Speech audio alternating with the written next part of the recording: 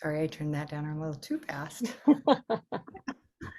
All right. Hello, everybody. Huge welcome to all of you joining us for this really wonderful event to gather our community. Yeah, hello to everybody. It looks like we have a lot of people, 43 right now, and some of you are doubles, so that's exciting. My name is Sheila. I'm the executive director for Camp Nor'Wester and happen to be one of the facilitators of this awesome event. Janet, how about you? Hi, everybody. I'm Janet Charnley. I'm on the board and I'm a co-chair of the Henderson Commons Task Force. And we're excited to share some information about this wonderful project. Great. Kim, how about you? Hi, everyone. I'm Kim Burhow. I am co-chair with Janet on this task force, been a longtime board member, past staff. So welcome, everybody. Wonderful. We want to give you just a little bit of an update on what this next 45 minutes-ish to an hour will look like. We want to honor your time and also make sure we have plenty of time to talk about this project, answer any questions you might have. And so we have some fun things in store to keep you engaged and show you what we've been up to, also ask you a little bit about who you are, and then at the end there'll be some time for questions. Anything else on that, Janet or Kim? Oh, that sounds great. Yeah. All right. Well, then I think we can turn it over to Molly and Jill. Did we need to say anything about recording the session? Oh, sure. Yeah. Thank you. You all should have gotten a prompt when you came on. Just know that this is being recorded and people will be able to view this at a later date, just so you know. And then one other scheduling program for tonight is we will have a question and answer session at the end. So hold on to those questions if you have them.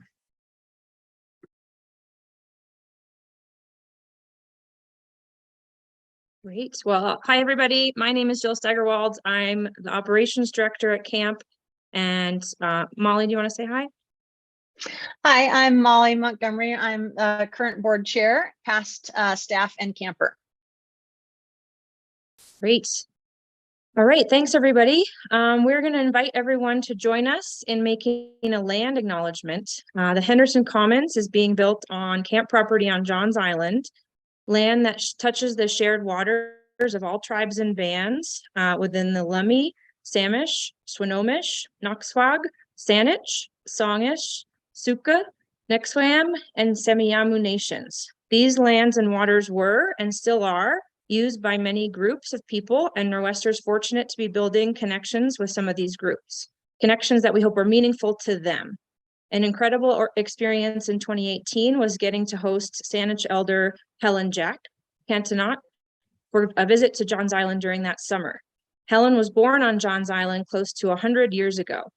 She taught us the Saanich name for Johns. It is called Withaemung and means the sound of barnacles at low tide. Traditionally, Saanich peoples had homes throughout the San Juan Islands and on the east and north coasts of the Saanich Peninsula. Their land went east through the Gulf Islands and San Juan Islands and northeast across Georgia Strait to Boundary Bay. For reference, the city of Sydney, BC is located on the Saanich Peninsula. We are grateful to continue learning about the Saanich people through connections with the Saanich School Board. We are hosting groups of their students at camp this spring.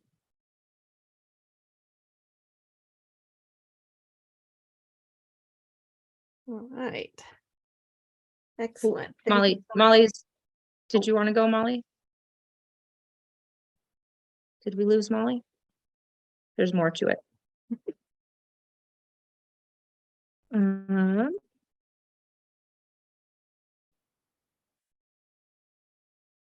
I will keep going.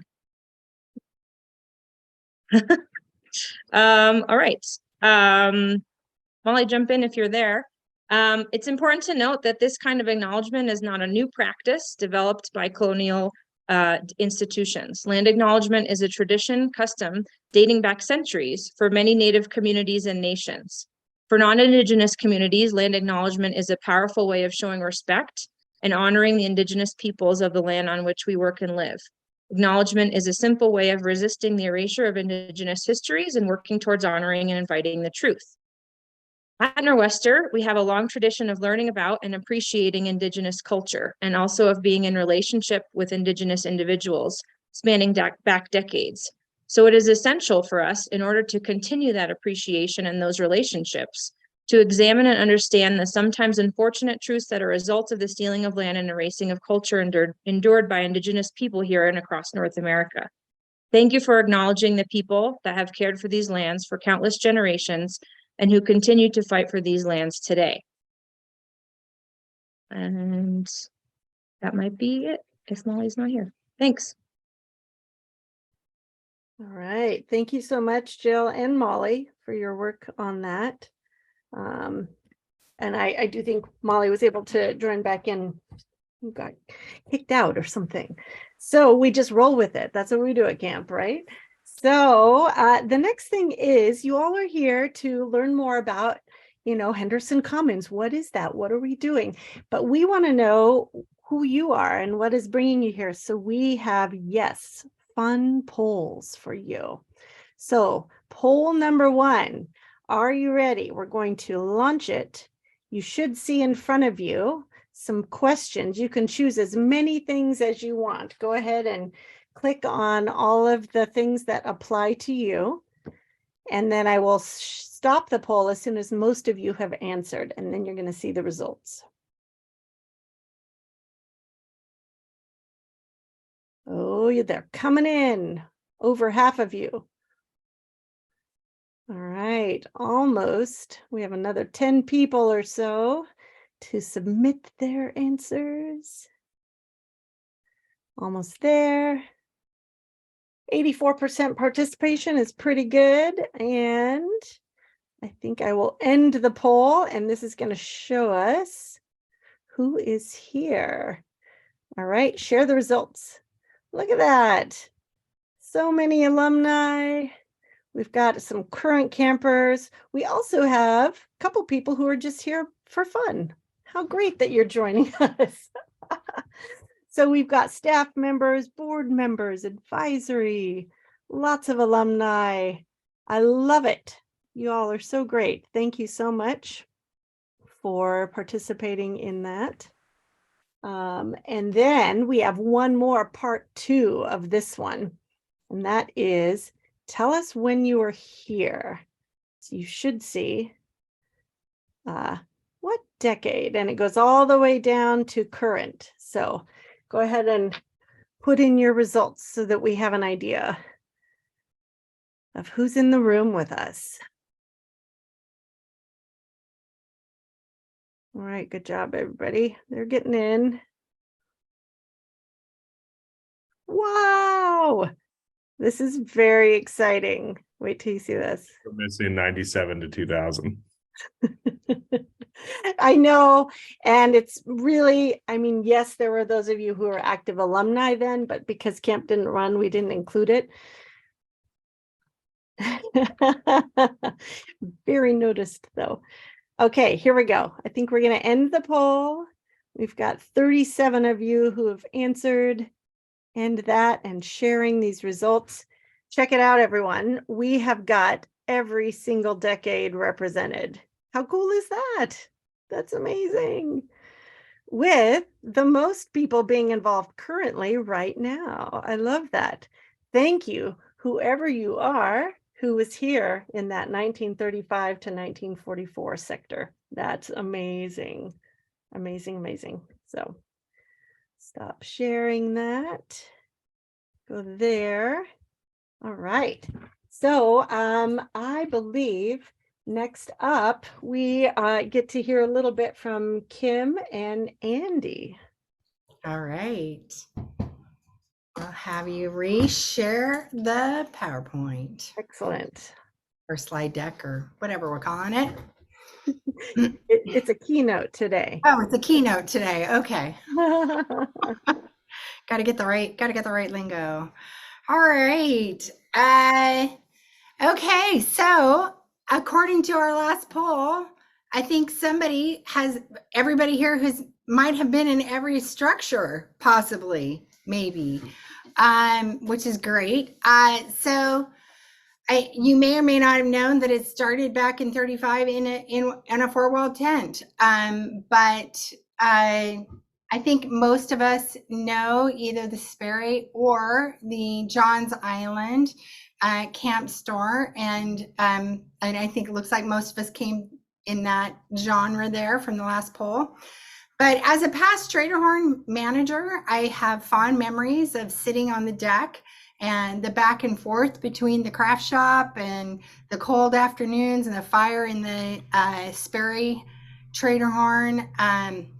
When units would come in and during their time, and we would limit them one piece of candy or whatever, a sweatshirt, which seemed like always ended up in the into the lost and found.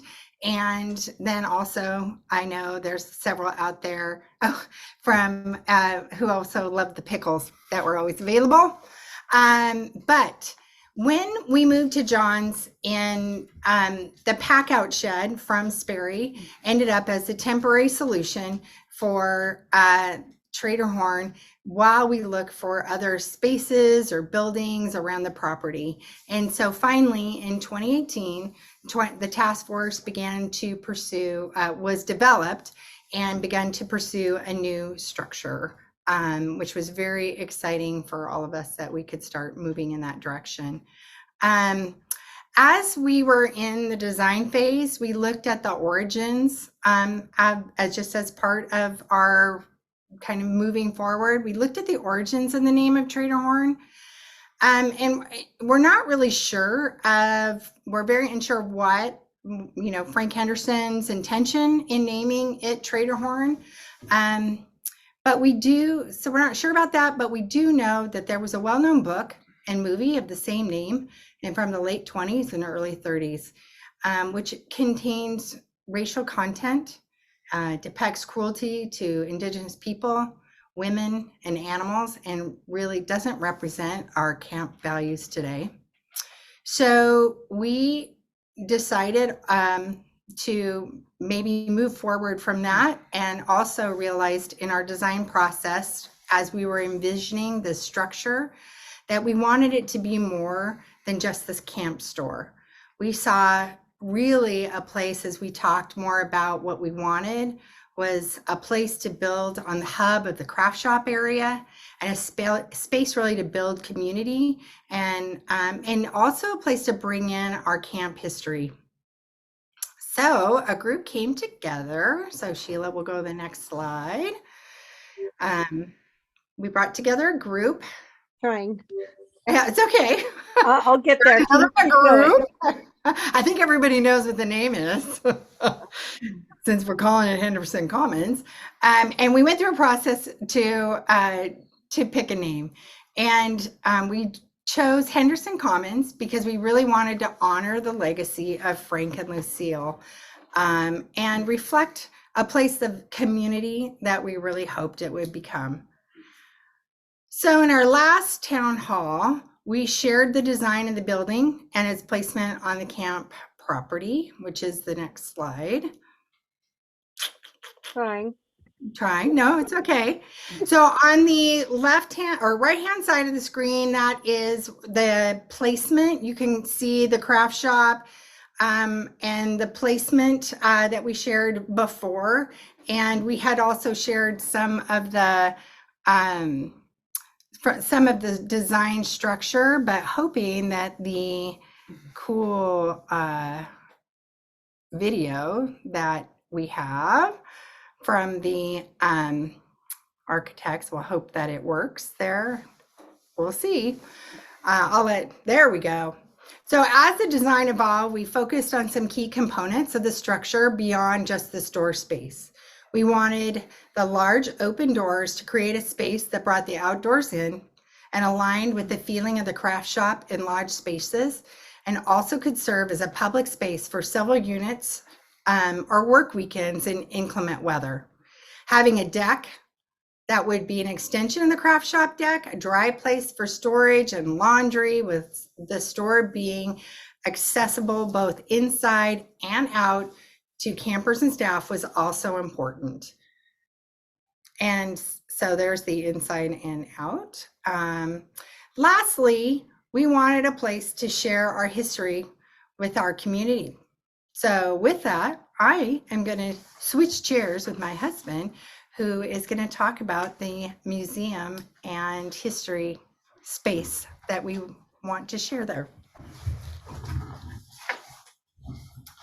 Hello, I'm Andy Burhow, and one of the things I've gotten to do over the past years, I spend a lot of time interviewing Lucille Henderson, Jack and Jan, the Formos, Lyle, lots of people associated with camp, and kind of learned a lot about camp's rich history, and sort of have gotten involved and real interested in that. And as we approach 90 years of memories with the Henderson Nor'wester camps, it's clear we have a lot of stories to tell.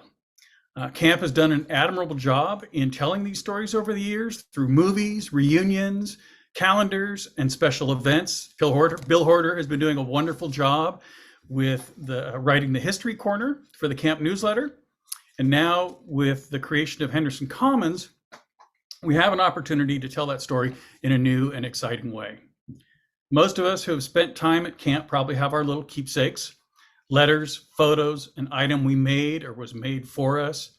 Camp 2 has long held on to things that at one time played an important role on Westcott, Sperry, or Johns.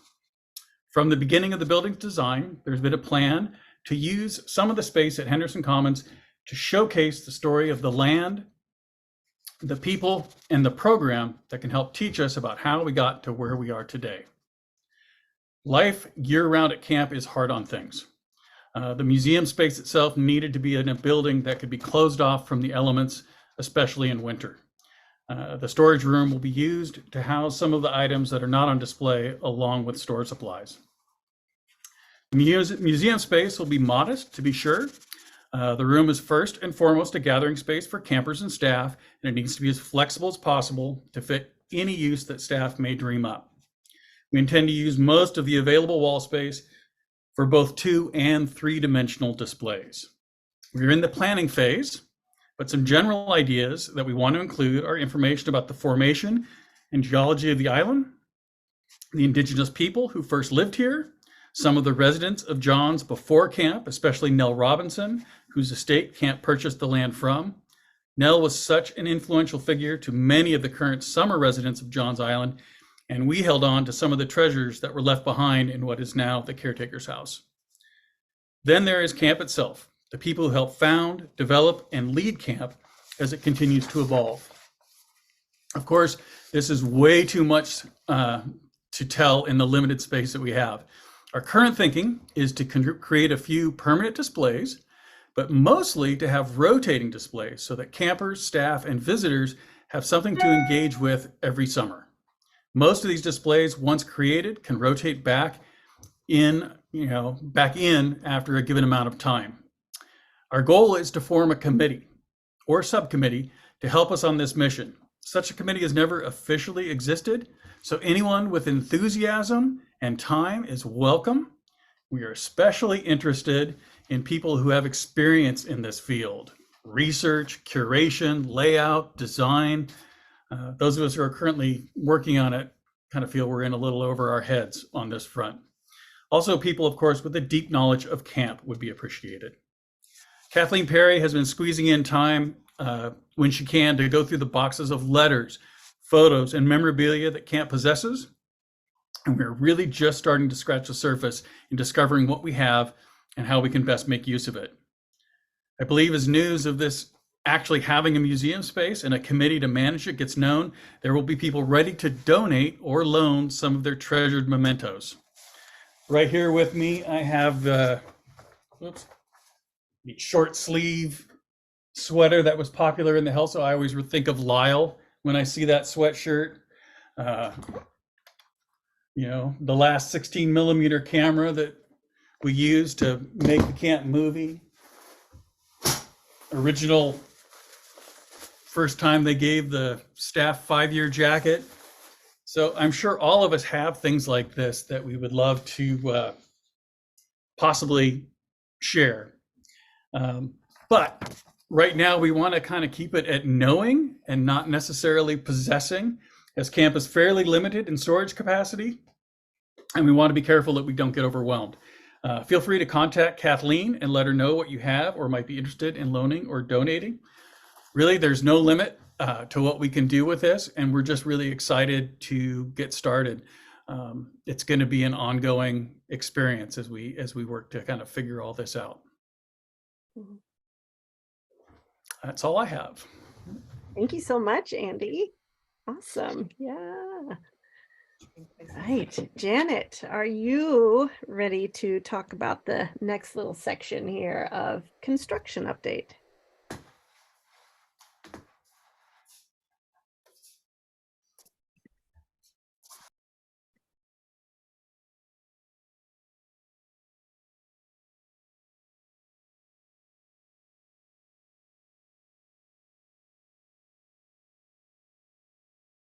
Right, Janet?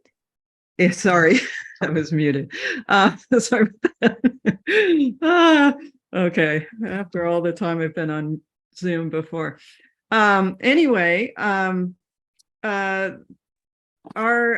board Henderson Commons Task Force has started to work with Nitsan Yamatov, who was the designer of the camp office, the new camp office, back in 2019 on the design of the building.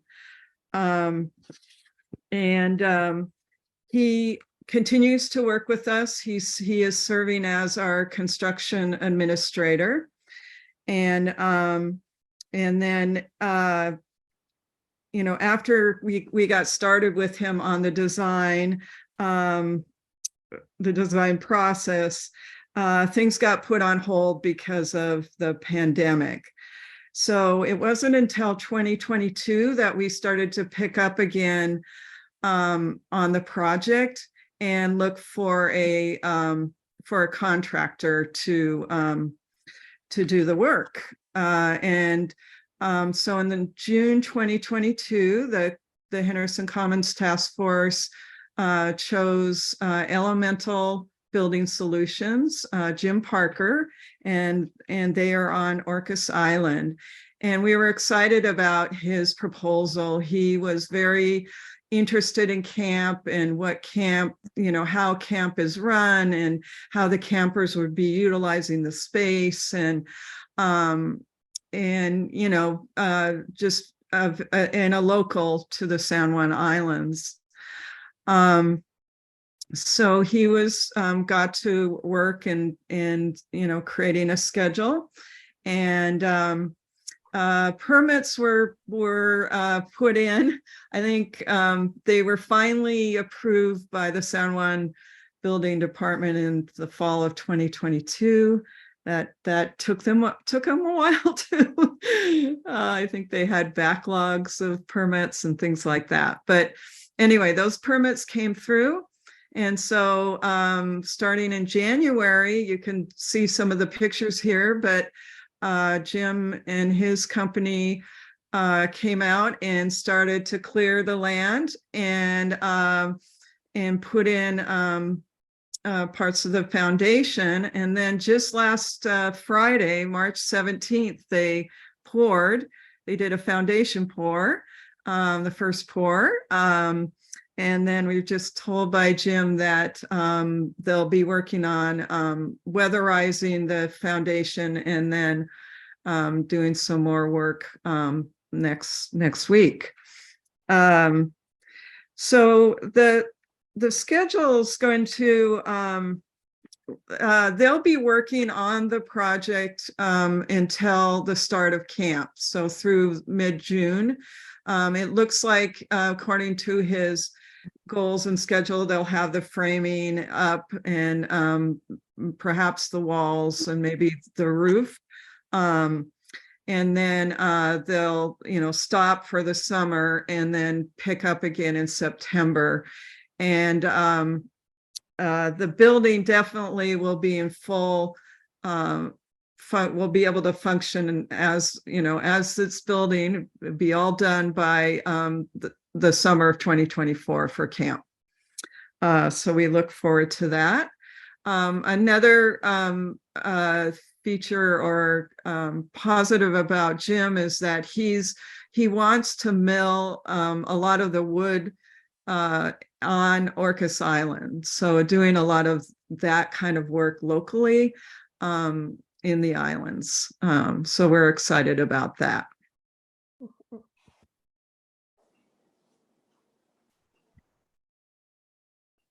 Right. Thank you so much, Janet. Lots of good things happening. It's very exciting to see it coming to life. It looks like, yes, my friends, it's time for another poll. So let's see what we got for our next one here. Here's my polls. So I'm going to go share. This is a fun one. Okay. Please tell us, what is one of your favorite camp songs? And I know the list is a little bit limited because we only had 10 slots. So that's why the last one is other. Please put in the chat if your favorite song is not listed here. And you can do multiple choice on this one if you just really can't decide, between Shenandoah and Mountain Dew. Oh, good. They're coming in. Yes, and please do put in the chat. Oh, Vagabond Song, classic. Final Trawl, Brandy, so great. All right. Last call for anybody who wants to submit. Got a couple more coming in. All right, I'm going to close the poll. 5, 4, 3, 2. All right, here we go. Ending poll, and your results are, look at that. We've got Mountain Dew. Everybody got a vote. How great is that? Yay for our diverse songbook with lots of things that make us all happy. So we also were having fun thinking about which ones get stuck in your ear like little earworms. So I'll stop the share. And if that's still up for you, you can just go to the little red circle and exit out of your box. So really happy to introduce Libby, who is on our board and will be telling us a little bit more about the project and what is the force behind making this happen. Thank you, Sheila. Hi, everybody. I'm Libby Halsey. I was a camper in the 70s and staffed one glorious summer of 1984. And then lucky enough to be a parent of 2 campers and staffers also. And I've been on the board for about 7 years on the Development Alumni Relations Committee. And it's in that capacity that I narrate a couple slides for you tonight. I have the honor of recognizing our Henderson Commons cornerstone donors. These are donors, as it says, who have made a donation of $1,000 and above. Kim and Andy Burhow, John Bunzel, Janet Charlie and Pat Walker, Megan Coughlin, Jana Davis, Jason Eaglet, the Day at Ehrlich family, the Halsey family, Bill Horder, Connie Horder, and John Lenz, Mike and Sally Pudiatin, Norm and Kathy Smith, Barbara Stanton, Susan Swindells, and Rosalind Horder Williams. But we also really appreciate all of the early donors who stepped up at whatever level to help us get started and start pouring that foundation that we just saw. So much gratitude to all of those people. I think the next slide, Sheila. We started fundraising for the Henderson Commons in the spring of 2022 with the typical quiet phase, reaching out to special people. And it had such a terrific, we've had such great response rate on the ask. The project's estimated to cost $775,000. The good news is in this quiet campaign, we've already raised about 65% of those funds already. Now we're launching with this and going forward. The public part of the campaign will reach out to our broader camp audience in hopes of raising this balance of about $275,000. And our goal is to hopefully do that by the end of the year, December 31st. So in the next 9 months, off we'll go, asking people to join us. And to do that, we're going to rely on the generosity of our alumni and camp friends. And we've built a little donor pyramid. Sheila, thank you. I was going to make a joke about how we don't use thermometers anymore since COVID. Like my kids' schools, it was always a thermometer, but now it's sort of a bad thing. We go with the pyramid, but we are building. So this is one that we've created just to sort of see how it may all shake out. As you can see, there's gifts of all different sizes. They all make a difference and they all help us get there. If you haven't made a commitment yet, we hope you will look at this pyramid, consider what size gift would be meaningful for you and your family. And Nor'Wester staff and volunteers will be reaching out to you in the coming months about donations and helping us get this project finished, get it going. So there's our little donor pyramid. And I think the next slide we have is sort of how, if you wanted to just, I want to help, this is amazing. Thinking about the history corner and all the things that are happening. Camp Store, such a great place for our kids to be able to go inside and have a closed, safe place. If you want to jump on board, here's how you do it with this QR code. And you could always reach out to Sheila if you want to make a pledge, if you want to do something out over time or give securities. But here's the info, how to get it done. And we are grateful in advance for any level of support that you can give to this great project. Mm-hmm. Thank you so much, Libby. And sure. Yeah, any amount, every little bit helps. If it's $5, if it's 500, maybe you have an extra 500,000 hanging around. That's great too. If you've never used a QR code, which, you know, some of us haven't and are not super adept, all you do is put your phone up to this little square, your camera on your phone, and then you click on the little thing that appears and it will take you to our website where you can then donate. So, all right, we're back to the regular room now. Let's see here. Okay, great. Thank you, Libby, again. And our next up, we have excellent speakers ahead. And that is, we are gifted to have both Mike and Sally Putiyatan in our community, who are a treasure, and they are going to share a few words with you. Hi, folks, and thank you all for being here today. Hey, I was wondering, how many former store directors do we have in the house tonight? Sheila, do you know? Because I got one right next to me. I'm trying to look through all the There's people. Kim's here. Tracy McFadden is here. Rowan was here. 3. Rowan was here. There you go. So that's 4. Alan and Carrie Bishop are raising their hands in the chat. Alan Charnley. And Carrie and Alan. Yes. Yeah. Alex Gates. There you go. Just a few. That's so Come on, cool. maybe? That's so great to have that kind of history right here in this. Because all of you I know had probably love-hate relationships with whatever store you lived and worked in for so many years. And so it's great to have that and thoughts of what the new one might be. I was having a conversation with my father not too long ago, who is 92, and he was wondering how long I had been involved with the camp and how much longer I had to go. And it got me thinking that the history of just the time that I've been involved, which is nowhere near what some of the other folks in this room have been involved with, has been so transformational to me. And to have some form of a space that helped acknowledge that history really just tickles my heart in no end. You know, to recognize that, you know, I love the idea of having some sort of a historical timeline where I can point to this is when I started, and then note all those people I know have come before me and all those who will be coming after me. And so that's a huge one to me. Being able to honor our history in such a way that carries it on to the future generations. And also, I love the idea of having a space where we can honor and celebrate and uphold all of those funny little things about camp that the folks today don't remember or maybe have heard.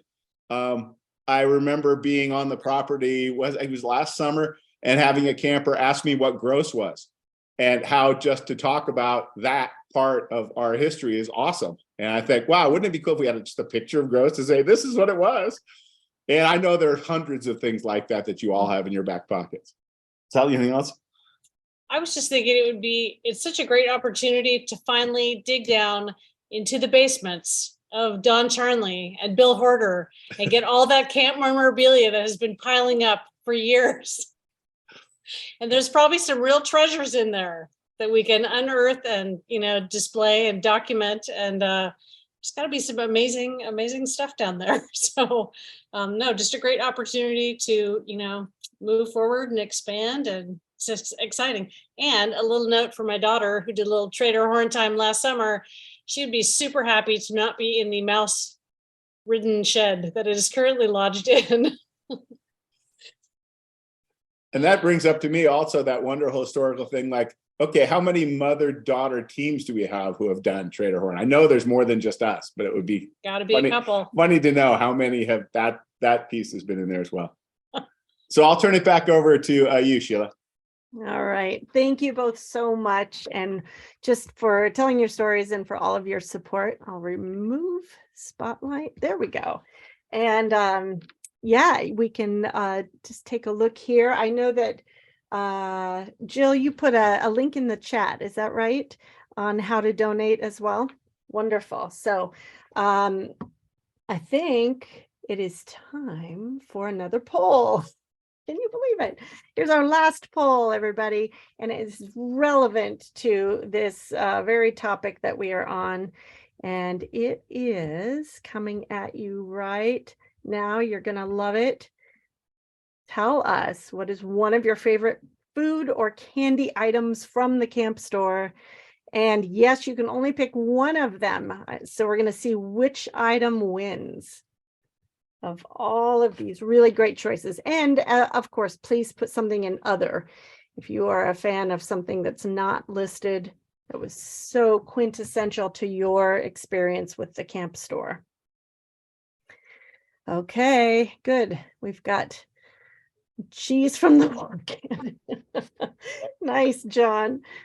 Not the camp store, but oh yeah, peanut butter cups for sure. Twix, classic Twix. Oh, so great. M&Ms for Don Charnley. Okay, I'm going to give you a few more seconds. Give a few more people to submit their answers. It looks like we have only one item that got 0 votes. Oh, no, we just got a vote. That's so great. Okay, I'm going to end the poll right now and share the results. Da-da-da, drum roll. We have got pickles at 31%. That might be the winner, my friends. Pickles. But look, everything else got a vote. We all have such interesting tastes, don't we? I know there are many good things. One of the things that we are kind of excited about is to look at how this store can, also bring about some new options and opportunities. And we will have a little fridge in there. And do we want to, have something that might need to be refrigerated, or frozen, like ice cream? Who knows what's in for the future of Henderson Commons camp store? It's going to be great. Let's see. So Janet and I are now just going to help facilitate some Q&A, unless I'm forgetting anything. Anybody in charge wants to say anything else? No, I think it's time for any questions that you might have. Hopefully we can answer them. And You can also put it in the chat. We're happy to monitor that and ask if there's anything. Yes. Paul King here. Can Hi, you hear Paul. me? Yes. Hi, Paul. All right. You're looking good. You do. Got a question. How do you get all that heavy equipment over to John's Island? That is a great question. And if, I think Jim is here and Rick is here. Do either one of you want to answer? The San Juans have several different large barges that can come and land at our boat ramp on John's. So one barge can bring over 2 concrete trucks at a time, as well as smaller barges for smaller pickups and other things like that. So we have some options, but this landing craft basically. Okay. Great question. And everything is a process, right? And planning so that the tides are right when they get to camp. And it's sometimes tricky being on an outer island, but also so rewarding then to see all of the fruits of the labor. Thanks, Paul. Yeah, Sally or Mike, your hand is up. Yeah, I had just 2 quick questions, and maybe I missed it. Knowing that the building schedules in the San Juans can be very flexible, what's our target date for opening this beautiful structure?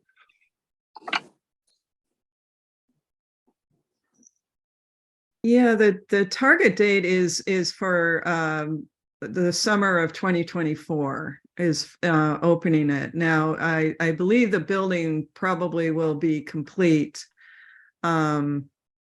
prior to that, maybe the spring before. So those who come up for a work weekend to volunteer or something may get to experience the building before it's open to the campers.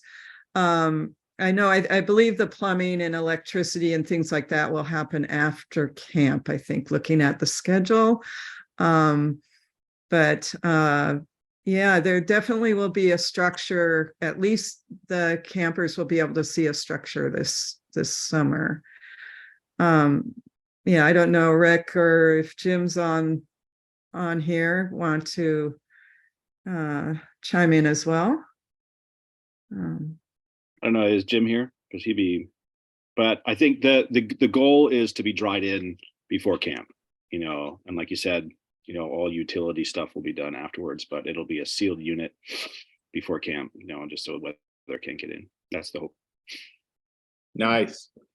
And the one other greater question I had for Janet or anyone else who has been leading this charge, what can we all do to generate momentum throughout the rest of the community who hasn't yet had an opportunity to give? Yeah, I think it's, sharing that, what you learned about this project and the new building. And we're certainly going to keep people up to date on the construction as it goes on. And particularly, I think people are going to be excited. Our alumni community are going to be excited about the museum aspect of this building. So that's another item to part of the building to really talk to people about.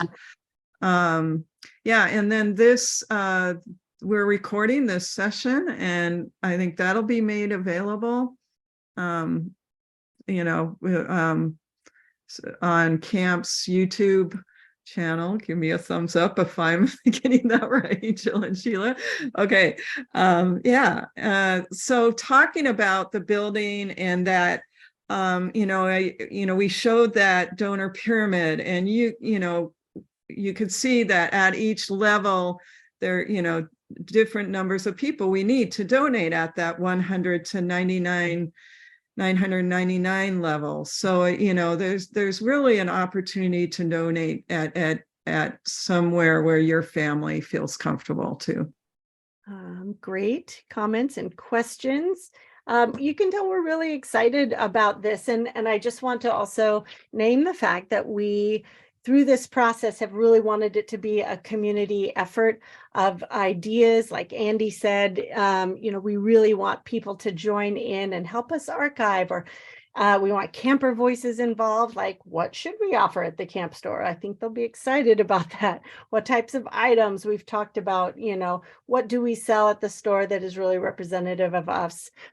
With the store being so tiny right now, we just have limited space. And so we're kind of excited about the possibilities of that. Janet, do we have anything else that we need to cover before I share this last slide? Y'all have been so great, and thanks for joining us for this hour. Yeah, I don't think we do. And that's great. If, again, if you, we encourage you to spread the word and hope that you'll donate, contribute something to this project. And certainly if you are interested in, the museum archive part of the building, you can get a hold of Kathleen, I believe. So. Perfect. Yes. So that is all. If anybody would like to stay, give us ideas, talk about this a little bit longer, I'm happy to stay on for a little bit. But if there are no other questions, we're just really grateful that you would take time to join us, find out a little bit more about where we are, and we definitely will keep you in the loop. And please engage on any level that works for you, coming in and doing things with us or donating a few dollars. We really would appreciate it. Okay. All right. Thank you. Yes, thank you all so much. Thank Have you. a really good night. Thanks, everybody. Please stay on if you'd like. And special shout out to Dan Lincoln for giving us some nice music at the beginning too. Okay. Yeah. Hey, I just want to let you know that we just got an email from Jim Parker, who was sorry to miss tonight. So he had a big day today and is going to be back out there tomorrow. So he was working on the project. So Nice. yeah. Thank you. Thank you, Hillary. And yeah, he sent some new photos too. I know. I just saw that. It's a beautiful day up there. Anybody who's still on and wants to see them, I can do a quick screen share. And today's photos. Today's Let's up. do it. Let's And see. hey, Mike Pudiatin, please answer my email. Okay. Anybody who wants to see these photos, here we go. Coming straight from my inbox. Ta-da. All right. This must be on the barge. All the good stuff coming over. There you go. Look at that. That's amazing. Rick, feel free to narrate anything that, because you know what everything is named, but look at that.